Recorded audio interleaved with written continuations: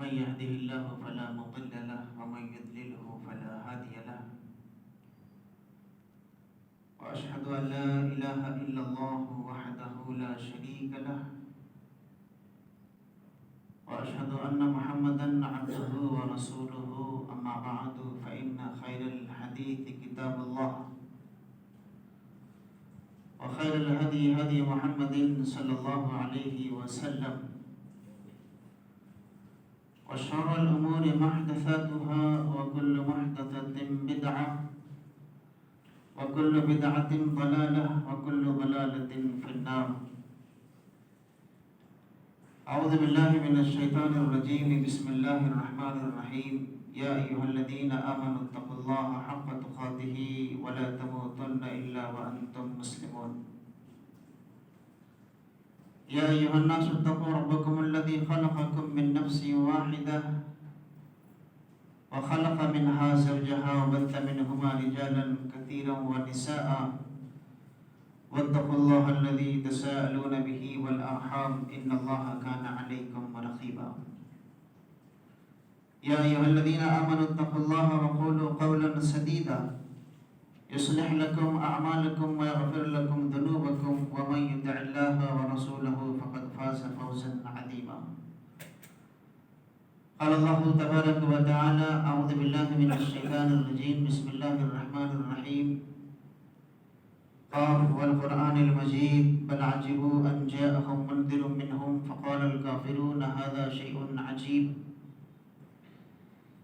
أإذا متنا وكنا ترابا ذلك رجع بعيد قد علمنا ما تنقص الأرض منهم وعندنا كتاب حفيظ بل كذبوا بالحق لما جاءهم فهم في أمر مريج أفلم ينظروا إلى السماء فوقهم كيف بنيناها وزيناها وما لها من فروج والأرض مددناها وألقينا فيها رواسي وأنبتنا فيها من كل زوج بهيج تبصرة وذكرى لكل عبد منيب ونزلنا من السماء ماء مباركا فأنبتنا به جنات وحب الحصيد والنخل باسقات لها طلع نضيد رزقا للعباد وأحيينا به بلدة ميتا كذلك الخروج إلى آخره.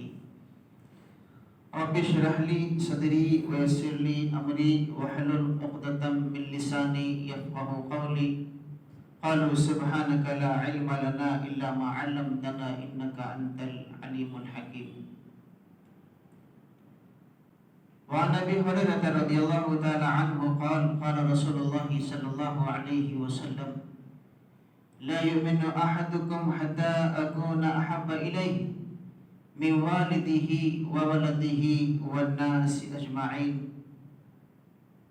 قال النبي صلى الله عليه وسلم الآن یا عمر. ہر قسم کی کبریائی بڑائی اس اللہ وحدہ لا شریک کے لیے لائق اور زیبا ہے جو تمام جہانوں کا پالنہار ہے، پروردگار عالم ہے، خالق کائنات، مالک ارض و سماوات ہے. دنیا میں جتنی چیزیں پائی جاتی ہیں سب چیزوں کو اللہ سبحانہ و تعالیٰ نے بنایا ہے. وہ علیم بذات الصدور ہے. ان اللہ علی کل شیء قدیر ہے. دنیا میں جو بھی چیزیں ہم اور آپ اپنے آنکھوں سے دیکھتے ہیں، جو ہمیں نظر آتا ہے یا نہیں آتا ہے، ان ساری چیزوں کا تدبیر کرنے والا، ساری چیزوں کا بنانے والا، ساری چیزوں کا نگہداشت کرنے والا، ساری چیزوں کا محافظ صرف اور صرف وہ ذات ہے. اس کے علاوہ کوئی نہیں، کوئی الہ نہیں، کوئی معبود نہیں. وہی ایک مالک ہے جو ساری دنیا کو چلاتا ہے. لاکھوں درود و سلام نازل ہو تمام انبیاء و رسول پر، خاص کر آخری نبی جناب محمد رسول اللہ صلی اللہ علیہ وسلم پر، جن کو اللہ سبحانہ و تعالیٰ نے اس دنیا کے اندر ایک آئیڈیا اور نمونہ بنا کر اس سرزمین کے اندر مبعوث فرمایا. اور جو بہترین شکل والی چیز، بہترین جو تحائف اور ہدیے کے طور پہ جو آپ کو ملا وہ ہے قرآن مقدس، جو رہتی دنیا تک یہ قرآن، یہ دین، یہ علم، یہ اسلام، یہ مذہب پہ چلنے والے یہ ہمیشہ چلتا رہے گا الحمدللہ۔ معزز سامعین کرام، قابل بزرگوں، دوستوں، عزیز ساتھیوں، چند نوجوانوں، معصوم بچوں اور پردہ خواتین، ماں اور بہنوں، آج کا جو ٹاپک ہے، جو عنوان ہے، جس موضوع پر انشاءاللہ العزیز بات ہوگی، وہ ہے عید میلاد النبی صلی اللہ علیہ وسلم کی شرعی حیثیت۔ کہ عید میلاد النبی صلی اللہ علیہ وسلم کی شرعی حیثیت کیا ہے، منانا ہے یا نہیں منانا ہے، علماء کے بارے میں اور قرآن و حدیث کے تعلق سے انشاءاللہ العزیز کچھ باتیں آپ کے سامنے وضاحت کرنے کی کوشش کروں گا۔ سب سے پہلی آیت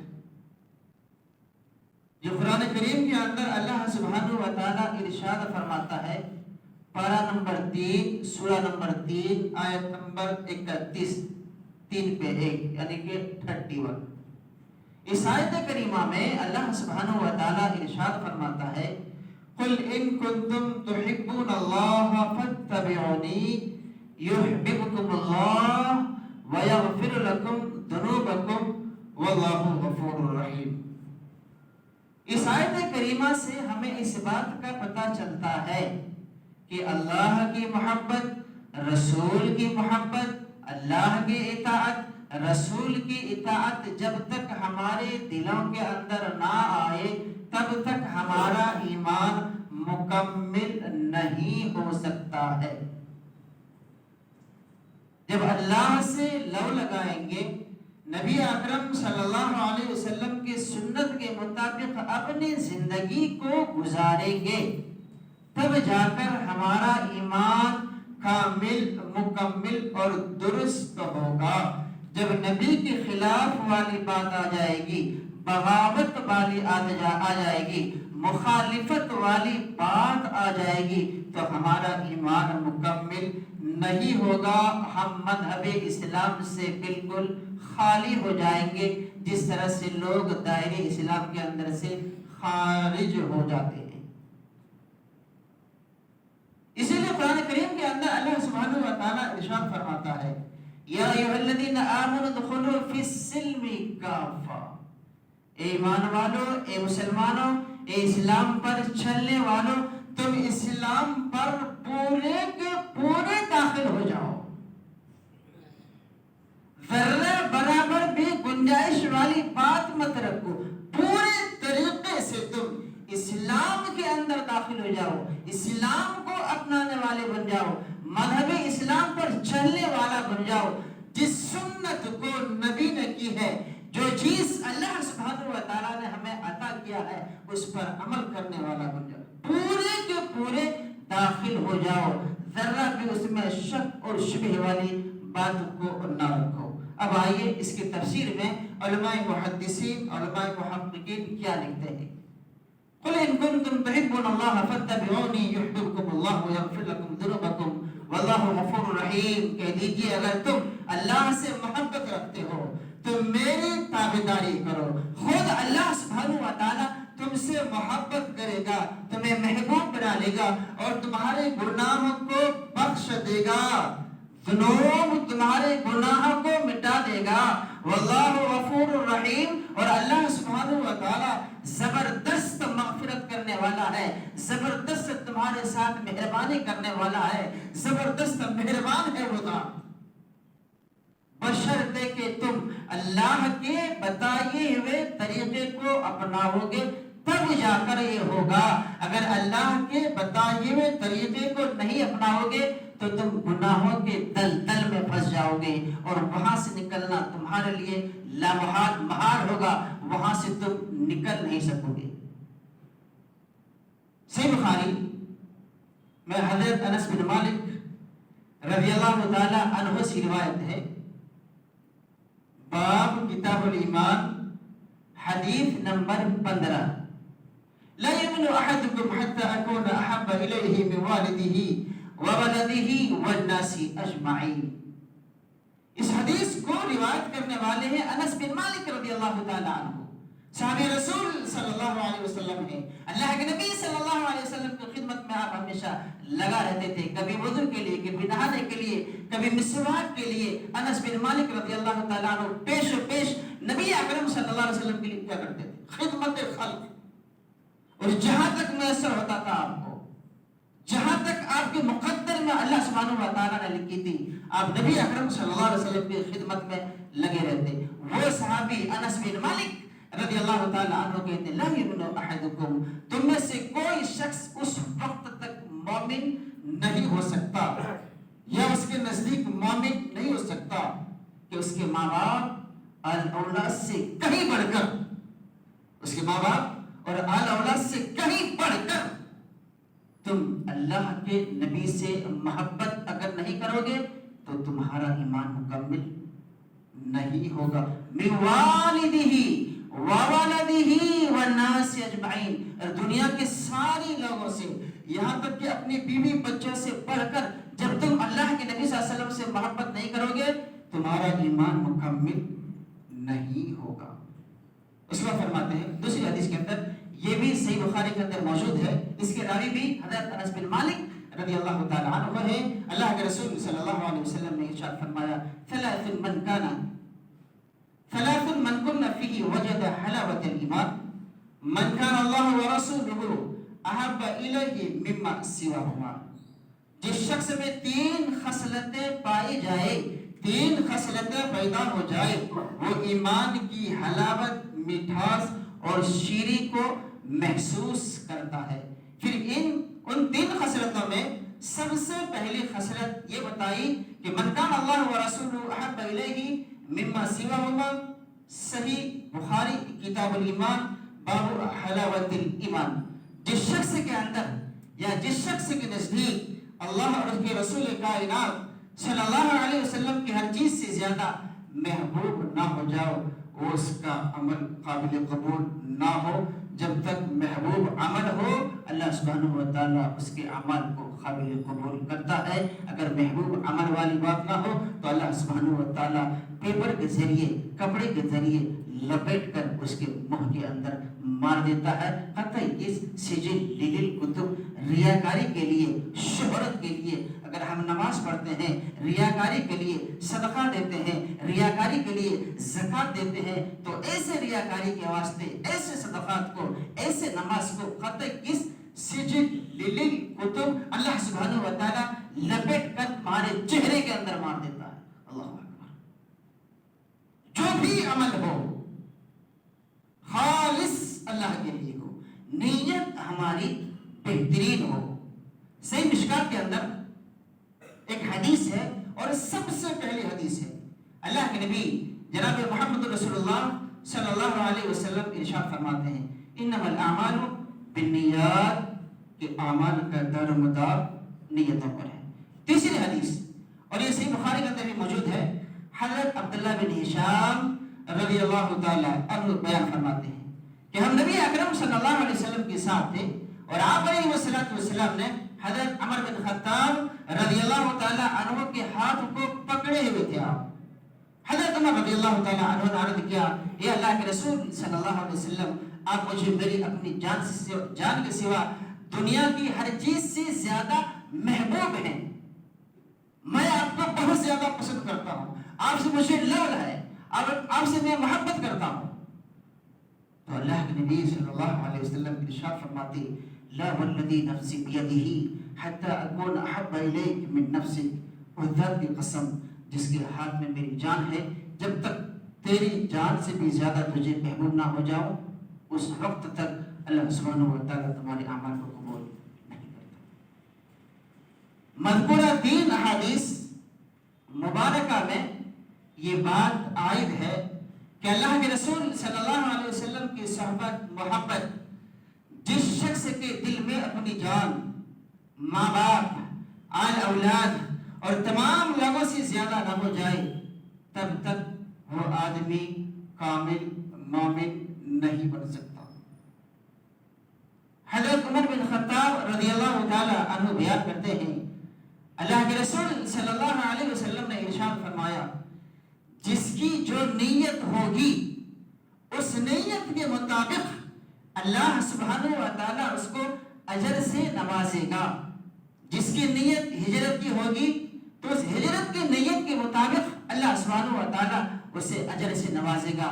جس کی نیت شادی کی ہوگی اللہ سبحانہ و تعالیٰ اس کی نیت کے مطابق اسے شادی کرائے گا. جس کی نیت حج ہوگی اللہ سبحانہ و تعالیٰ اسے کسی نہ کسی دن حج مبرور ضرور کرائے گا، بشرطے کہ نیت ہماری صاف ہو، پاک ہو، صاف و شفاف ہو. اگر صاف و شفاف نہ ہو تو اللہ سبحانہ و تعالیٰ کے پاس یہاں یہ عمل بھی قابل مردود ہو جائے گی، عمل والی بات نہیں ہوگی. پھر فرماتے ہیں کہ وَمَا آتَاكُمُ الرَّسُولُ فَخُذُوهُ، جو اللہ کے نبی صلی اللہ علیہ وسلم آپ کو دے اسے اپناؤ، اسے اختیار کرو، اسے اپنے طرف مائل کرو. اور جس چیز سے آپ کو منع کر دے، جس چیز سے آپ کو روکے اس سے رک جاؤ، اس کو کرنے کے لیے کوشش مت کرو. اگر کرو گے تو گڑھے کے اندر گرو گے، اور وہ گڑھا کون سا ہے؟ جہنم. اور وہ جہنم جن کے بارے میں منافقین کے تعلق سے آیا ہے کہ ان المنافقین فی الدرک الاسفل من النار، منافقین جہنم کے سب سے نچلے کھائی میں رہیں گے.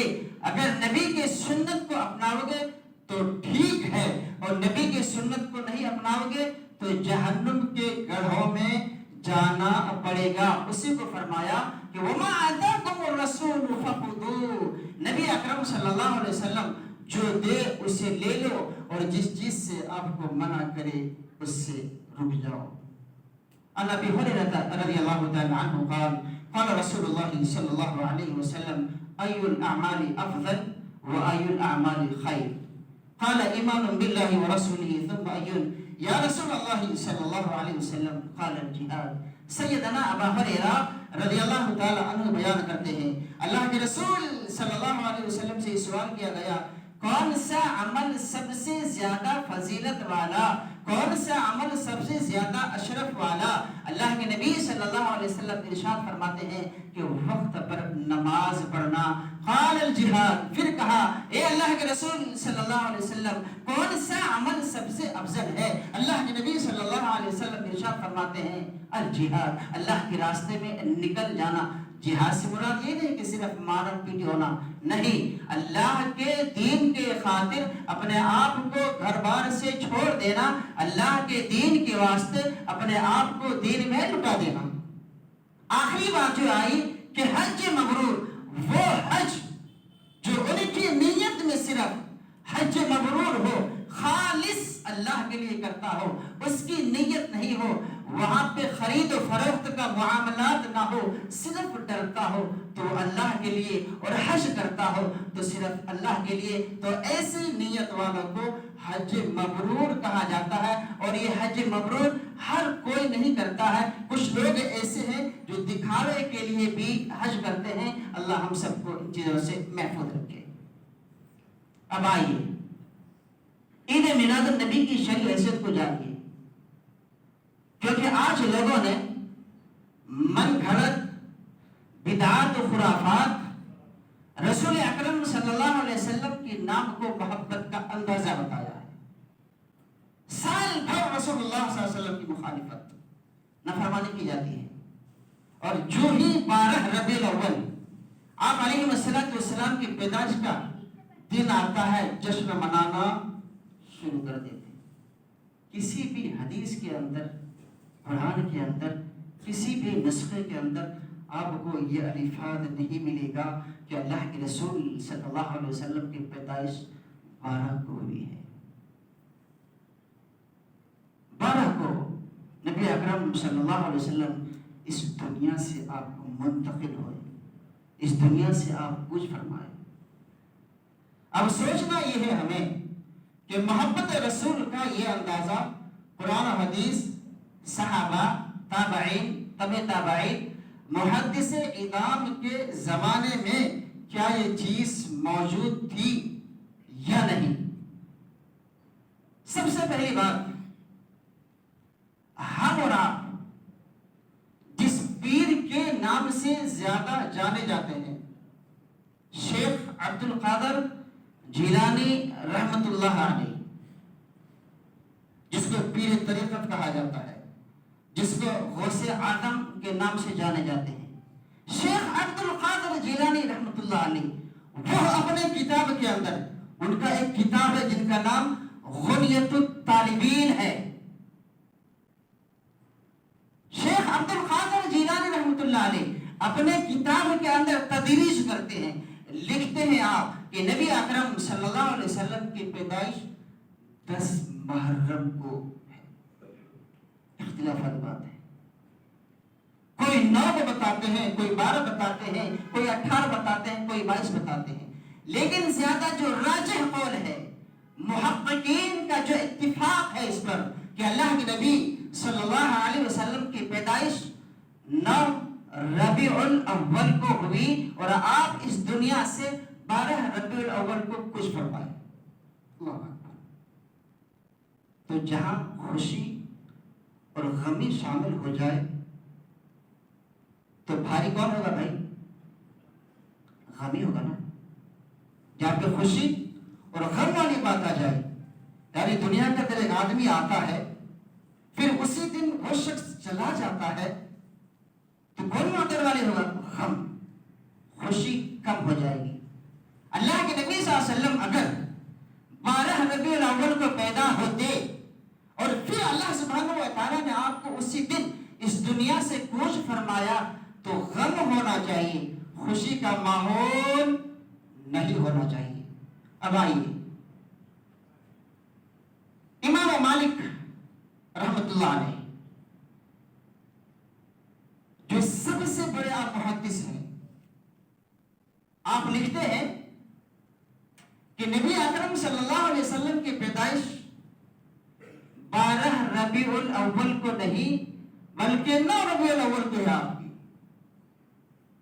اور جو 9 ربیع الاول کی پیدائش کو مانتا ہے وہ صحیح ہے، اور جو 12 ربیع الاول کو مانتا ہے وہ غلط ہے، کیونکہ رسول اکرم صلی اللہ علیہ وسلم اپنی حیاتی زندگی میں کبھی بھی آپ نے عید میلاد النبی کا جشن نہیں منایا، اور نہیں آپ نے صحابہ اکرام رضوان اللہ تعالی علیہ مجمعین کو منانے کا آپ نے ان کے اوپر زور آوردی کہ آپ میری پیدائش کا دن مناؤ۔ رسول اکرم صلی اللہ علیہ وسلم کی حیات مبارکہ 63 سالہ زندگی ہے آپ کی، نہ دن سجائے گئے، نہ راتوں میں لائٹ لگائے گئے، نہ آہو بکا کیے گئے، نہ تاش شطرنج اور بھنگڑا کھیلے گئے، نہ بازاروں کے اندر چمکنے والی بلب کو لگائے گئے، نہ مدینہ کی مینار لگائے گئے، نہ مکہ المکرمہ کی فوٹوز لگائے گئے۔ کبھی بھی ان کی زندگی میں یہ سب چیزیں نہیں ہوئی۔ اللہ کے نبی صلی اللہ علیہ وسلم منع کرتے، یہاں تک کہ آپ کا حکم ہے کہ میری قبر کو تم قبہ والی مت بناؤ، اینٹ سے مت سجاؤ۔ اگر اینٹ سے سجاؤ گے، قبہ والی بناؤ گے تو لوگ اللہ کو چھوڑ کر میری ہی عبادت کرنا شروع کر دیں گے، اور یہ اسلام میں جائز نہیں ہے، اس کی کوئی گنجائش نہیں ہے۔ تمام دنوں کی طرح اللہ کے نبی صلی اللہ علیہ وسلم کے دور حیات میں صحابہ کرام کا زندگی گزرا۔ خلافت عثمانی رضی اللہ تعالی عنہ میں 10 مرتبہ، خلافت علی رضی اللہ تعالی عنہ 5 مرتبہ، خلافت امیر معاویہ رضی اللہ تعالی عنہ زندگی میں 20 مرتبہ یہ دن گزرا۔ آخری صحابی جن کا نام عامر ابو طفیل واصلہ رضی اللہ تعالی عنہ ہے، ان کی وفات تک 123 مرتبہ یہ دن گزرا، 123 مرتبہ یہ سال گزرا۔ کبھی بھی عامر بن ابو طفیل واصلہ لیثی رضی اللہ تعالی عنہ اپنی زندگی میں یہ کام نہیں دیکھے۔ امام ابو حنیفہ رحمت اللہ علیہ جو محدث ہیں، آپ حدیث کو پڑھاتے ہیں، آپ حدیث کی درس دیتے ہیں، آپ کی زندگی میں 303 مرتبہ یہ دن گزرا، کبھی بھی آپ نے عید میلاد النبی نہیں منائے. ہاں عید تو منایا، عیدین تو منایا، ایک عید الفطر اور دوسرا عید الاضحیٰ، یہ دو ہی عیدین منائے اپنی زندگیوں میں. صحابہ کرام، تابعین، تبع تابعین، محدثین اعلام، باقی کوئی بھی عید میلاد النبی اپنی دور میں نہیں منائے. لہذا عید میلاد النبی کی شرعی حیثیت قرآن اور حدیث سے نہیں ملتا ہے. حدیث اور قرآن کی باتیں تو بھی بہت سارے ہیں، لیکن وقت کا تقاضا ہے. اللہ سے دعا ہے کہ اللہ سبحانہ و تعالیٰ ہم اور آپ کو ہر بدعات و خرافات سے محفوظ فرمائے. آمین یا رب العالمین. اقول قولی ھذا استغفر اللہ لی ولکم ولسائر المسلمین استغفروہ انہ